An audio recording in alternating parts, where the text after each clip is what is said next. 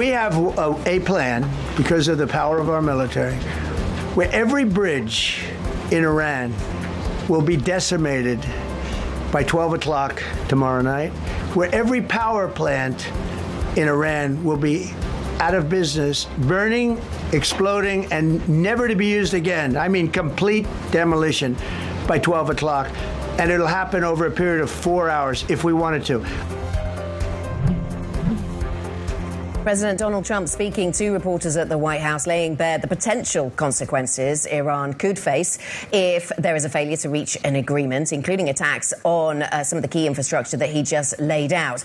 Tehran has so far rejected a U.S. ceasefire proposal sent via Pakistan while demanding a permanent end to the war. For more, let's bring in Bloomberg Horizons anchor Joumanna Bercetche in Dubai. And Joumanna, where do the talks, as we head towards the deadline, where do we stand? The tone has been so divergent, even from President Trump himself, certainly from the White House, on some levels talking about progress being made and good negotiations, on the other expletive-laden messages and the kind of rhetoric that we just heard.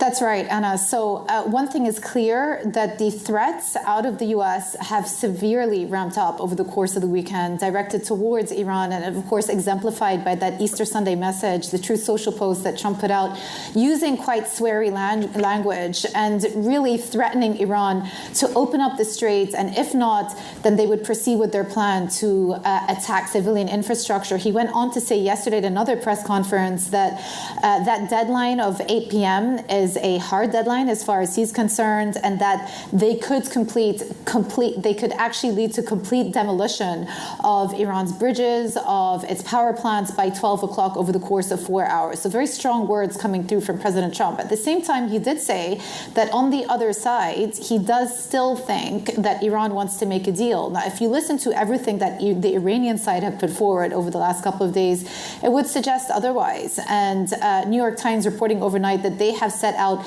their own counter terms. There are 10 points that they put forward saying what they would like to see an end to the hostilities. They don't want a temporary truce. They'd like a permanent ceasefire, guarantees that the U.S. won't strike again.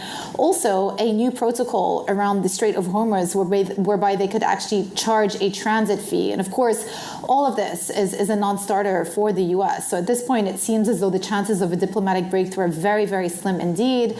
And Iran have vowed to retaliate quite extensively against Gulf countries' infrastructure should the U.S. follow through with their threats. So President Trump's options here, in the absence of a diplomatic breakthrough: one, extend the deadline again at the risk of eroding some of the U.S. credibility here.